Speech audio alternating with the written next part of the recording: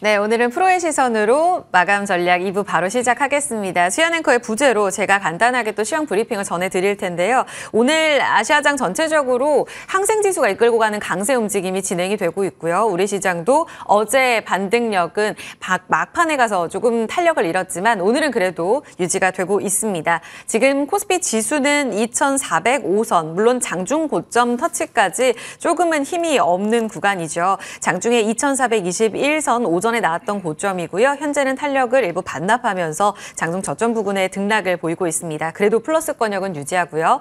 코스닥은 814선 지나가는데요.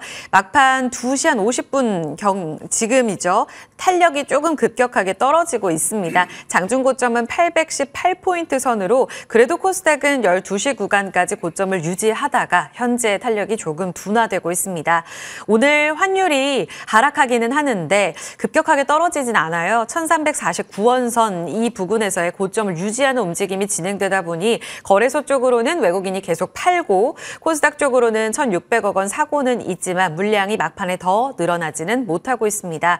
선물 시장에서도 외국인들은 사고 있다는 점 보셔야겠지만 2시 구간부터는 그 물량도 줄어들면서 1,300계약 정도에 그치고 있는 모습입니다. 다행히 오늘 양시장을 합쳐서 상승 종목이 1,828개고요. 하락 종목은 600개가 채 안 됩니다. 그래도 하락 종목이 한 3대1로, 3분의 1 정도로 적은 움직임이 나오면서 상승 우위의 시장이 모처럼 만에 펼쳐지기는 하는데 이제 긴 연휴가 또 앞두고 있어서 어떤 전략이 필요할지 두 프로의 의견 지금부터 귀 담아 듣겠습니다. 오늘 함께할 분 우원명 한국의결권 대행 부대표 차영주 MTN 전문위원입니다. 두 분 어서 오세요. 네. 어떻게 평가하시는지부터 들어봐야겠네요. 우원명 부대표께 질문 드리겠습니다. 환율, 국채금리, 유가도 간밤에 급락을 했죠. 일단은 최근 트리플 강세를 보이던 세 가지가 다 일단 진정이 되면서 오늘 반등을 주고는 있는데 고용지표 때문인가요? 막판에 또 힘을 잃어갑니다. 뭐 보시는 그대로 사실은 뭐 물론 이제 어제 미국 시장이 좀 반등을 했고 국내 시장도 뭐 시작할 때는 좀 반등을 했었는데 지금 반등폭을 좀 줄이고 있는 상황으로 판단이 되는데요. 뭐 아무래도 이 부분 같은 경우는 역시 현재 시장은 잘 아시는 것처럼 긴축 이슈가 지배하고 있는 시장이다. 그래서 특히 이해하는 부분이 있다고 판단이 되고요. 이제 앞서 말씀해 주신 대로 이를테면 고용과 관련된 지표가 또 나와야 될 거고 그다음에 그렇죠. 다음 주 같은 경우는 또 소비자 물가 지수와 연관된 지표들이 이제 미국에서 나올 예정이기 때문에 당연히 잘 아시는 것처럼 이 지금 나오게 될 지표들이 직접적으로 이제 긴축 이슈하고 직접적으로 연관되는 그런 지표들이라 아무래도 계속해서 불안감을 좀 가지는 부분이라고 판단이 되고요. 뭐 이를테면은 이런 지표에 따라서 막바로 그 국채금리가 또 변동성을 크게 보일 가능성이 높기 때문에 그와 연관돼서 실질적으로 이제 주식시장의 흐름은 여전히 조금 상당히 눈치를 보는 시장이다라고 판단이 된다. 그래서 지금 보시면은 실제로 이제 뭐 나올 지표들이 이제 고용이나 소비와 연관된 지표들인데 실질적으로 거시경제 지표들이거든요. 그래서 상황이 계속해서 이를테면은 거시경제 지표들이 안 좋게 나와야지만은 주식시장에 호재로 작용되는 굉장히 아이러니컬한 상황이 여전히 진행이 되고 있다. 그 이유는 역시 이제 긴축 그 재료가 워낙 강하게 시장을 지배하고 있는 여전히 그런 시장이다라고 판단이 되고 그래서 국내 시장 같은 경우는 이제 그 주가가 좀 많이 연휴 위에 좀 밀리긴 했지만 아직까지도 조금 단기적으로 바닥을 노라하기 조금 이르다라는 그런 생각이 있고요. 뭐 그러다 보면 아무래도 이제 그 매수 심리나 아니면 또 투자 그 수급들의 주체들의 수급도 사실은 이를테면 좀 맘 놓고 주식을 사기가 조금 아직까지는 조금 여러 가지 것들이 뭐 좀 이렇게 걸리적거리는 부분들이 많다고 판단이 됩니다. 그래서 그런 시장의 모습이 조금 연출이 되고 있다. 이렇게 정리 좀 해보겠습니다. 부대표님, 지금 고용지표, 비농업 고용이 한 17만 건 예상되고 있잖아요. 지금 최근 국면으로 본다면 말씀하신 긴축 이슈가 지배하고 있어서 배드 이즈 굿, 오히려 지표가 안 나와야 시장에서 호재로 인식하는 움직임인데 만약 이번에 간밤에 이제 실업 수당 청구 건수처럼 잘 나와서 계속해서 고용 시장이 탄탄하구나를 확인하게 되면 말씀하신 금리 다시 출렁이고 지수는 2,400을 깨고 내려갈 가능성도 충분히 열어둬야 하나요? 저는 개인적으로 뭐 그럴 가능성이 충분히 있다고 판단이 되고요. 왜냐하면 이제 엊그저께 보여줬던 그 우리 시장의 모습이 사실은 뭐 그런 맥락에서 다 같이 연결되는 모습이잖아요. 그래서 아무래도 어떤 투자 심리 면에서는 특히 이제 국내 시장 같은 경우는 뭐 고물가, 고금리, 뭐 고유가 뭐 여러 가지 이슈들로 인해서 뭐 미국보다도 훨씬 더 취약한 상태로 움직이는 상황이기 때문에 환율도 마찬가지고 그래서 그런 부분들이 같이 이제 시장에 그러니까 같이 맞물려서 영향을 주고 있는 상황이기 때문에 웬만한 지금 재료나 호재 가지고는 사실 좀 반응하기 좀 어렵다. 그래서 그런 식의 어떤 흐름들이 일단은 뭐 변곡점이 언제가 될지 모르겠지만 좀 시간이 좀 지나야 된다. 그래서 그런 지표들을 하나하나 확인해가는 과정 속에서 이제 시장이 계속 출렁출렁일 가능성이 상당히 높기 때문에 그런 부분은 꼭 뭐 개별 종목을 갖고 계시더라도 당연히 영향을 받을 수밖에 없잖아요. 그래서 그런 부분은 반드시 꼭 좀 머릿속에 좀 염두를 하셔야 될 거다 이렇게 말씀드려보겠습니다. 네, 오늘 밤 고용지표가 시장을 안심시킬 정도로 정말 부진하게 나오지 않는 이상 계속 흔들거리면서 다소 좀 바닥을 다지려는 움직임들은 진행이 될 거다. 지금 증권가에서는 미 국채금리 5% 선을 넘볼 수도 있다라는 이야기들도 계속 나오더라고요. 상당히 공포스러우면서 지금 환율 다시 1,350원 오늘 상단까지 올라갑니다. 차용주 의원님, 경제지표 소화하고 나면 이제 본격적으로 4분기의 핵심인 이 어닝 시즌의 분위기가 시장을 또 좌우하지 않겠습니까? 이전부터 8, 9월 조정받을 때에도 10월이나 돼야 변곡점이 잡힐 수 있다, 생길 수 있다라는 말씀을 거듭하셨잖아요. 다음 주에 삼성전자의 잠정 실적 발표가 이 매크로 이슈를 덮고 다시 실적 장세로 돌아갈 수 있을까요? 일단 다음 주 11일 날 화요일 날 이제 삼성전자의 잠정 실적이 나오죠. 잠정 실적이다 보니까 시장에 있어서 큰 영향력을 발휘하기는 쉽지는 않을 것으로 보여집니다. 저는 생각보다 조금 요 실적 베이스가 되는 것이 다음 주가 아니라 그 다음 주가 될 가능성이 크지 않을까 싶습니다. 왜냐하면 다음 주들 같은 경우 이제 미국의 금융주들, 그다음에 이제 우리나라 같은 경우 본격적으로 세 번째 주 정도 돼야 실적들이 이제 온 실적들이 나오는 거죠. 네. 제가 왜 한 주를 더 미뤘냐라면 네. 지금 그 이번 주에 시작된 수급의 불안정성 때문에 그렇습니다. 지금 현재 어제 같은 경우도 장 막판에 2차 전지가 이제 밀렸고 오늘도 지금 그렇게 강력한 힘을 발휘하지 못하고 있는 그런 상황 아니겠습니까? 개장 때보다는 밀리는 모습들이 보여주고 있다라면 단기적으로 수급이 좀 꼬여 있다라고 말씀드릴 수가 있겠죠. 일부 거론하시는 분들 입장에서 본다라면 지금 신용에 대한 어떤 불안전성 이런 것들이 지금 다음 주까지 이어질 가능성이 있고 거래량이라든지 거래 대금이 급감해 버린 상태예요. 그리고 뭐 강력한 테마도 없는 상황이고 이런 것들이 다음 주 월요일 날 연휴와 맞물리면서 다음 주까지는 조금은 관망세가 유지가 될 것으로 보여지고 있고 시장이 일단 지수가 멈춰야 되는 것이 일단 첫 번째 관점이고 그다음에 본격적으로 실적이 나오는 것을 감안하면 다음 주까지는 조금 거리두기가 일단 필요하다라고 말씀드릴 수가 있겠습니다. 추석 전부터 거듭 말씀드렸던 것들이 현금 비중을 좀 높이자라고 했고 네. 실적에 대한 부분들이 나오면 주식이 반등할 것으로 봤습니다만 생각보다 약간 그것이 뒤로 갈 것 같아요. 그러니까 일단 너무 서두르지 마시고요. 시장은 일단 조금 조정을 좀 받아야 되는 국면이고 더군다나 삼성전자의 외국인 매도가 오늘 좀 나왔다라고 본다라면 우리가 이제 생각했던 거와 현상들을 보면서 생각을 조금 바꿔야 되는 거 아니겠습니까? 삼성전자도 일단 멈출 때까지는 좀 지켜봐야 될 것 같아요. 잠정 실적보다는 지금 이제 늘어나고 있는 삼성전자의 수출 데이터 이런 것들은 이제 3분기와 4분기를 바라보게 되는 모습 아니겠습니까? 그런 부분들까지 종합적으로 보셔야 되지 않을까 싶습니다.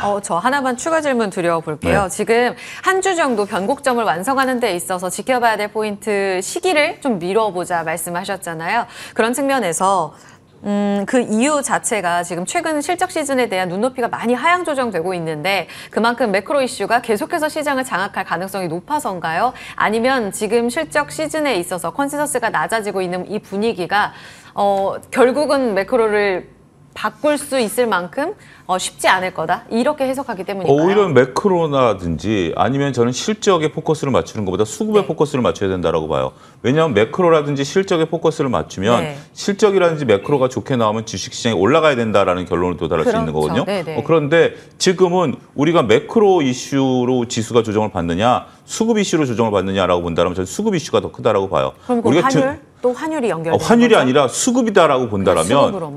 그 외국인들이 아니라 지금 코스닥 같은 경우는 신용 만기 물량, 그다음에 신용 반대매 물량, 그다음에 기관들의 로스컷 물량, 우리가 증시 격언 중에 수급이 모든 것에 우선한다라는 것들이 있거든요. 그래서 지금 밀리는 거지. 갑작스럽게 2차 전지가 변동성이 어제 오후 막판에 밀렸던 원인 중에 하나가 바로 그거다라고 봐요. 수요일 날 급락을 했죠. 예. 수요일 날 급락을 했고 오늘 아침에 여러분들 동시호가 한 45분쯤에 나왔을 때 보시면 깜짝 놀랐을 겁니다. 하한가 들어간 것들이 많았었죠. 네. 그게 반대매가 나간 겁니다. 수요일 날 반대매 그 부족했던 걸 어제 못 메꾸신 분들이 오늘 아침에 물론 그 양이 많지가 않았기 때문에 정작 호가가 붙었을 때는 플러스로 붙긴 했습니다만 45분이면 40분이면 반대매가 이미 나가 있는 상태거든요. 네. 그런 호가들이 있기 때문에 그렇기 때문에 매크로 이슈가 좋아져도 당장 지수가 못 올라간다라는 거죠. 그 수급의 이슈를 우리가 명확히 읽어야 왜냐하면 원인을 알아야 그 결과에 대한 부분들을 파악하는 거 아니겠습니까? 일단 2022년 9월 달에 모든 것들보다는 수급 때문에 일단 뭐 신용 반대매 때문에 한 달 내내 빠진 거 아니겠습니까? 미국 시장이 좋았음에도 불구하고 그런 것들이 다음 주까지는 이어질 가능성이 있다 이렇게 말씀드릴 수가 있겠습니다. 아, 그렇군요. 정확하게 이해했습니다. 신용 물량이라든지 지금 우리 시장을 감싸들고 있는 이 투심이 흔들리면서 꼬여버린 수급을 어떻게 해소하고 가느냐가 앞으로 시장 움직임에 가장 중요하다라는 의견 들어봤습니다. 실적은 그 후에 지켜봐야 되는 거고요. 우원명 부대표님, 지금 증권가에서는요. 그래도 밸류 부담을 많이 소화한 지금 현 구간에서 이미 좀 현명하게 현금을 챙기신 분들이 있다면 이제 언제 살까, 뭘 살까에 대한 이야기들도 리포트를 통해 많이 내놓으시더라고요. 보니까 오늘은 좀 팔지만 자동차 쪽이라든지 또 반도체 쪽도 선별적으로 외국인들이 9월에 담아가는 모습을 보였거든요. 수출 쪽 위주로 좀 포트 조정해야 되나요? 저는 개인적으로 사실 낙폭과대라고 이야기를 하시는데 이제 네. 물론 낙폭과대인 종목들이 많죠. 고점 대비해서 뭐 30%, 40% 내린 종목들이 많아요. 근데 이제 그런 종목들이 대부분 이제 보시면 성장 섹터에 속해가지고 주가가 좀 굉장히 많이 올랐던 종목들 위주로 낙폭이 크다라는 이야기거든요. 그래서 이 낙폭과대를 접근하실 때 낙폭과대가 이제 고점 대비해서 뭐 얼마나 빠졌느냐도 물론 낙폭과대이긴 하지만 실제로 그런 종목들은 저는 그렇게 말씀을 드려요. 이제 고점에서 얼마만큼 빠졌나가 중요한 게 아니라 저점에서 얼마만큼 올라와 있느냐. 그럼에도 불구하고 그게 이제 사실은 실질적으로 이를테면 그렇게 이제 급등이 나오는 경우에는 이제 그야말로 초과 수요, 가수요가 몰렸기 때문에 이제 급등이 나온 거고요. 그래서 그런 식의 수급이 만약에 이제 집중적으로 올라왔다가 들어왔다가 빠져나가게 되면 주가는 사실은 어디까지 빠지기를 가늠하기 좀 어렵거든요. 그런 종목들 같은 경우는. 왜냐하면 이제 숫자로 어떻게 지표 그 회사의 가치를 이렇게 평가하기가 좀 어렵기 때문에 물론 올라갈 때도 마찬가지지만 빠질 때도 마찬가지예요. 그래서 그런 맥락으로 본다면 일정 부분 낙폭과대 구간이다라고 판단이 돼서 매수로 접근하실 수도 있는데 저는 그런 부분들은 그럼 밑에서 지금까지 올라와 있는 가격대가 어느 정도까지 올라와 있느냐를 좀 보시라고 말씀드리겠고요. 어쨌든 간에 지금 그럼에도 불구하고 그래도 좀 보셔야 된다면 역시 반도체나 자동차와 같은 뭐 꼭 수출주라기보다는 그래도 상대적으로 이제 숫자가 조금 찍힐 수 있는 종목들 위주로 해서 보시는 게 맞다라 판단이 되고요. 아무래도 이런 부분들 같은 경우는 현재 상황에서는 돈으로 밀어올리는 유동성의 의미가 전혀 없기 때문에 그런 맥락에서는 이를테면 이제 우리가 이제 예를 들면 예측 가능성, 가시성이 높은 쪽으로 왜냐하면 너무 불확실하니까 이렇게 가시성이 높은 쪽으로 상대적으로 그 눈을 돌려야 될 수밖에 없다는 판단이 돼요. 그런 맥락에서 반도체나 자동차와 연관된 종목들이 그나마 가장 가시성, 예측성이 높다라고 판단이 되고요. 안정성도 높고 그런 맥락에서 저는 개인적으로 반도체나 자동차와 관련된 종목들을 보셔야 된다. 그러니까 보시는 게 맞다. 물론 이제 꼭 사시다 뭐 이런 의미보다는 그래도 시장을 보신다면 뭐 저점 매수를 탐색하신다면 그쪽 섹터에서 보시는 게 맞다 이렇게 말씀드리겠습니다. 네, 지금 실적이 어떤 주식 주가의 움직임에 상방을 열 재료는 안 될 것 같네요. 두 분 말씀 들어보니까 근데 다만 하방을 지지할 수 있는 요인은 된다라는 의견을 들어봤습니다. 그럼 조금 전에 수출군 좀 관심군으로 봐야 되는 반도체 이야기를 좀 더 자세히 드려보겠습니다. 차영주 위원님, SK 하이닉스는 시장에서 그래도 꽤 선방을 합니다. 그런데 오늘 하이닉스는 또 사흘 만에 외국인이 팔아요. 그리고 아까 말씀하신 삼성전자 오늘 199만 주의 매도 물량이 쏟아지고 있습니다. 시장을 파는 건지 아니면 어제 하이닉스 쪽으로는 HBM 아무래도 잘 갈 것 같고 삼성은 수율 좀 못 맞추는 것 같고 이런 이슈도 소화했잖아요. 이 때문인 건지 조금은 헷갈리는 해석들이 이어지고 있습니다. 반도체 투탑의 흐름을 어떻게 해석하세요? 일단 단기적으로 보면 환율이 일단 좀 불안정하다 보니까 외국인들이 적극적으로 들어오기는 어렵죠. 오늘만 하더라도 환율이 워낙 강세로 시작을 했습니다만 다시 약세로 밀려나는 거 아니겠습니까? 이러면 외국인들이 현재 지금 못 들어오는 상태예요. 1,350원이면 참 애매합니다. 지금 다시 1,400원 향해서 갈 수도 있고 1,300원 밑으로 1,300원대로 내려올 수도 있는데 이게 지금 방향성을 예측하기가 지금은 그 어느 때보다도 예측 불확실성이 있는 거죠. 왜냐하면 여기에는 이제 매크로 이슈가 작용하는 거 아니겠습니까? 그렇죠. 이 매크로 이슈가 작용하는 환율에 따라서 외국인들이 움직일 수 있는데 외국인들이 쉽지 않다라고 봐야 될 것 같아요. 그리고 삼성전자와 SK하이닉스는 이제 조금 길이 조금 달라지고 있죠. 하이닉스 같은 경우는 HBM에 대한 그 중요성, 비중이 점점 높아져 가고 있습니다만 삼성전자는 지금 확인되지는 않았습니다만 수율 문제, 그다음에 수출에 대한 어떤 그 문제 이런 것들이 계속해서 조금 불안정성한 그 루머들이랄까요, 이슈랄까요, 이런 것들이 시장 좀 돌아다니고 있어요.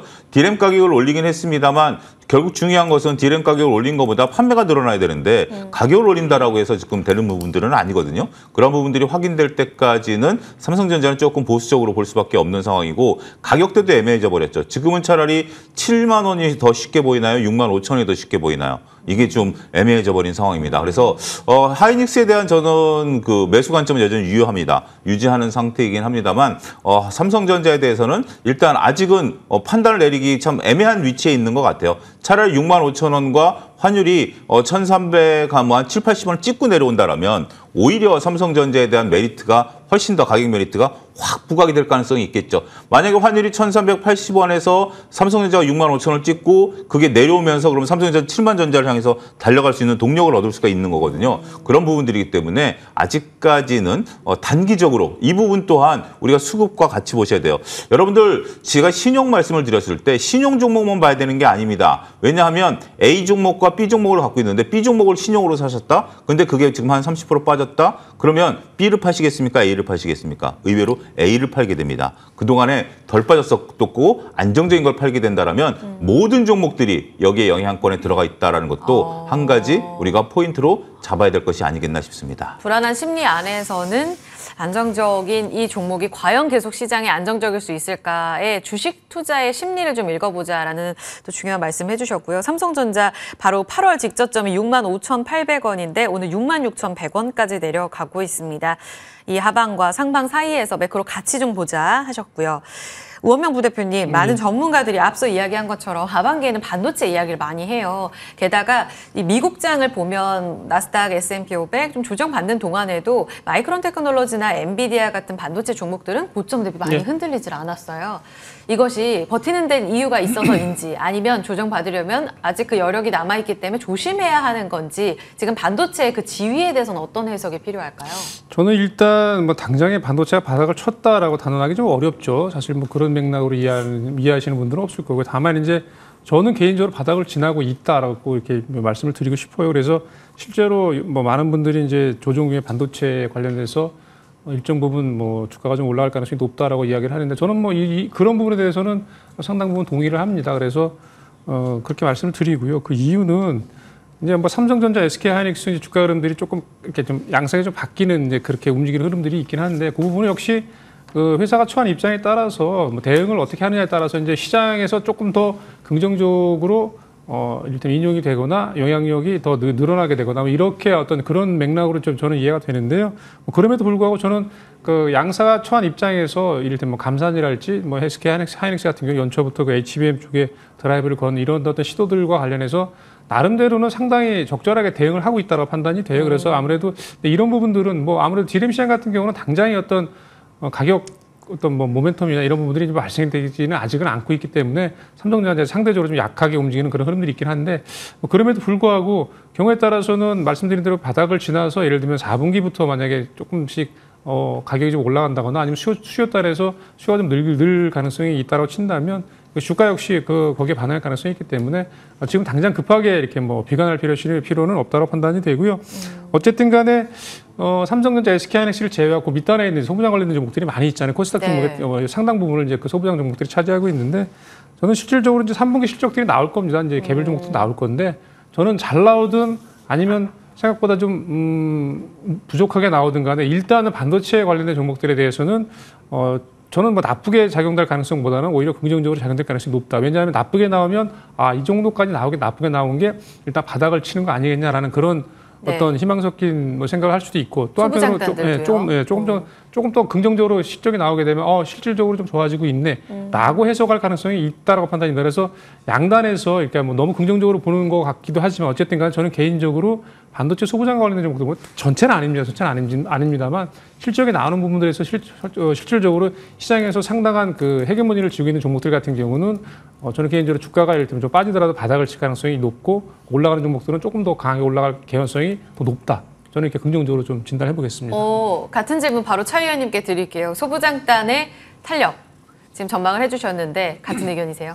예, 그렇습니다. 일단 소부장 같은 경우도 전반적으로 반도체들이 좋긴 하는데 우리가 이제 소부장에서 전공정과 후공정을 좀 구분할 필요는 있다라고 보여집니다. 전체적으로 봤을 때 HBM에 대한 수요를 후공정에서는 확인이 됐는데 안타깝게도 전공정에서는 아직 확인이 안 되고 있다라는 게 추석 연휴 때 나온 기사들이었거든요. 그렇기 때문에 추석 직전부터 전공정들이 본격적으로 탄력을 만들어가다가 그 탄력들이 좀 둔화되고 있고 후공정 같은 경우는 여전히 탄력을 유지하고 있는 그러한 중요한 이유 중에 하나가 아니겠나라고 말씀드릴 수가 있겠습니다. 반도체 성능을 끌어올리는 것은 후공정 단계에서 끌어올리는 거고요. 전공정은 반도체 투자가 늘어날 때 이런 것들이 전공정들이 좀 수혜를 볼 수 있는데 우리가 전공정과 후공정의 가격 격차가 벌어지다 보니까 전공정도 후공정처럼 이제 따라 올라와야 되는 거 아니냐라는 논리로 우리가 추석 전에 올라왔는데 이것이 실적으로 좀 뒷받침 안 되고 있는 상태예요.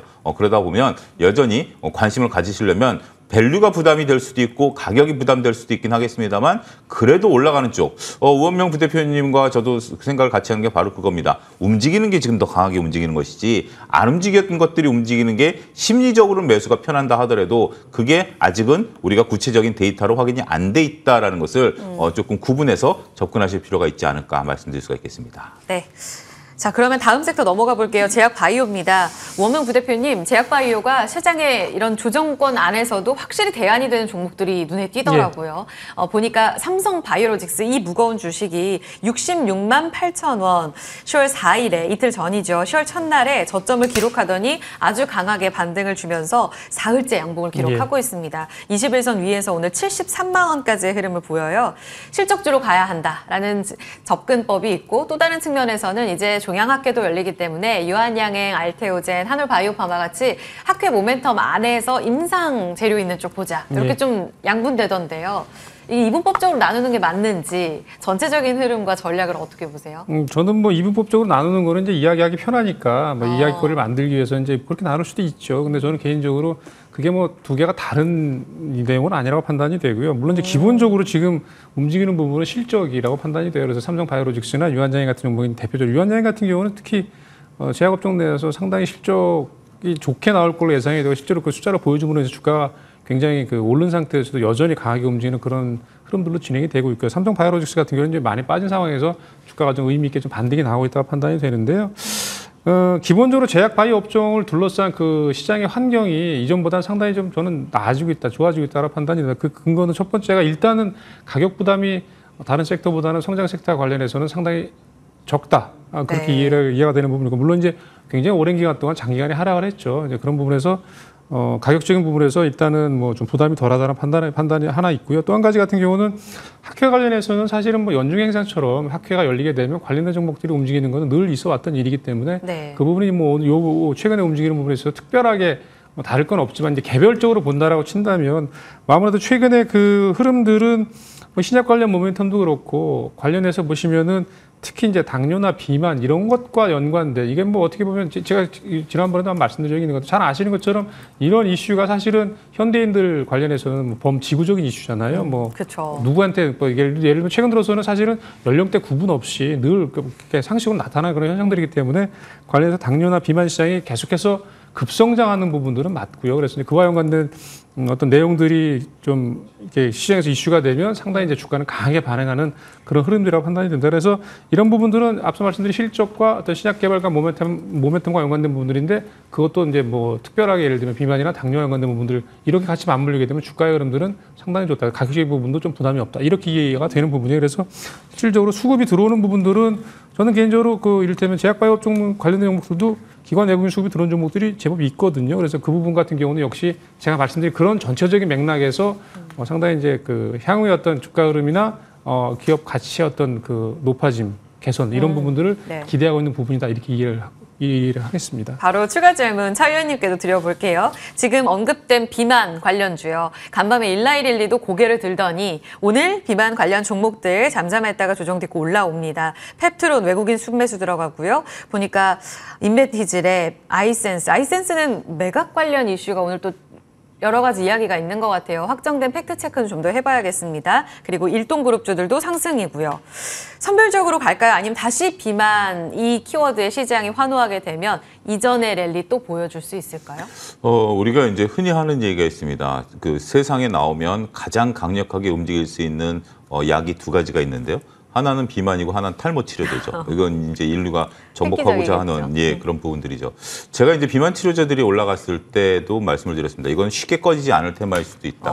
물론 이제 테마죠. 테마이긴 한데 우리가 이제 제가 그 서두에 말씀드렸던 강력한 테마이기 때문에 탈모도 그렇고 비만도 그렇고 이런 거 특히 이제 비만은 가시권에 들어온 거 아니겠습니까? 더군다나 이제 비만 같은 경우도 여러 가지 요소가 있는 거죠. 뭐 마른 비만이 있고 저처럼 그냥 뚱뚱한 비만이 있고 여러 가지 이제 비만들이 있는 상태인데 그러니까 약이 다 선별적으로 다를 수밖에 없다라는 거죠. 그래서 이게 하나의 테마가 형성이 된다라면 테마는 테마인데 쉽게 꺼질 테마로 보이지는 않습니다. 더군다나 시장에 있어서 지금 강력한 주도주들이 없는 상태 아니겠습니까? 근데 이거는 그 신약에 대한 이제 개발 근거 그리고 신약이 되면 판매에 대한 어떤 당위성 이런 거기 때문에 테마가 형성될 수 있는 강력한 요소들은 다 가지고 있다라고 봐요. 그래서 저는 이런 것들이 단기적으로는 오히려 시장에 있어서 수급 공백, 그다음에 주도주들의 공백 기간에 있어서 나름대로 틈새 시장에 있어서의 트레이딩 전략은 유효할 수 있지 않을까. 조심스럽게 말씀드리도록 하겠습니다. 알겠습니다. 종목 하나만 더 여쭤보고 저희 관심주 갈게요. 휴맥스홀딩스 차 의원님께 질문 드려봅니다. 현대차 그룹이 이제 북미에서 전기차 나오면 테슬라의 슈퍼차저 시스템을 채택하겠다라는 내용 때문에 오늘 전기차 충전 관련 종목도 뜨거웠어요. 뭐 디스플레이텍 같은 경우에는 윗꼬리가 좀 달렸고 휴맥스도 윗꼬리인데요. 휴맥스 홀딩스는 상한가 유지로 마감할 것 같습니다. 이럴 때 전체적으로 다 같이 움직이는 건 또 아닌가 봐요. 재료에 따라 다른 움직임은 어떻게 볼지 오늘 상한가 마감하게 되면 휴맥스홀딩스는 계속 좋게 보는 게 맞나요?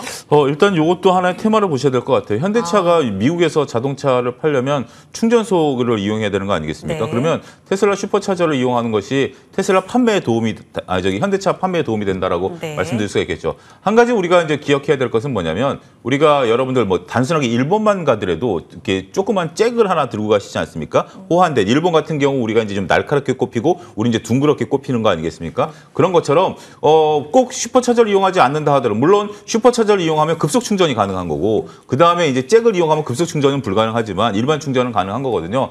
지금 우리 전기차 타시는 분들의 가장 큰 괴로움 중에 하나가 충전 시스템이지 않습니까? 네네. 그 부분을 해결한다는 면에 있어서는 긍정적이긴 하겠습니다만 이건 어차피 시장이 커져가는 거예요. 어차피 시장이 커져가는 거에서 시장 수능자가 되는 거고 그다음에 이제 테슬라의 슈퍼차저가 되면 이게 아마 뭐 몇 년이 지나면 표준이 될 수도 있어요. 거기에 이제 현대차가 호응을 하는 거일 수도 있기 때문에 이것이 하나의 새로운 재료라기보다는 하나의 흐름 중에 하나다라고 말씀드릴 수가 있겠고 오늘 상한가 치면 내일 정도까지 화요일 날 정도까지는 조금 움직일 가능성은 있긴 하겠습니다만 추가적인 부분에 있어서는 그렇게 강력한 테마는 아닐 수도 있다. 이렇게 정리해 드리도록 하겠습니다. 네.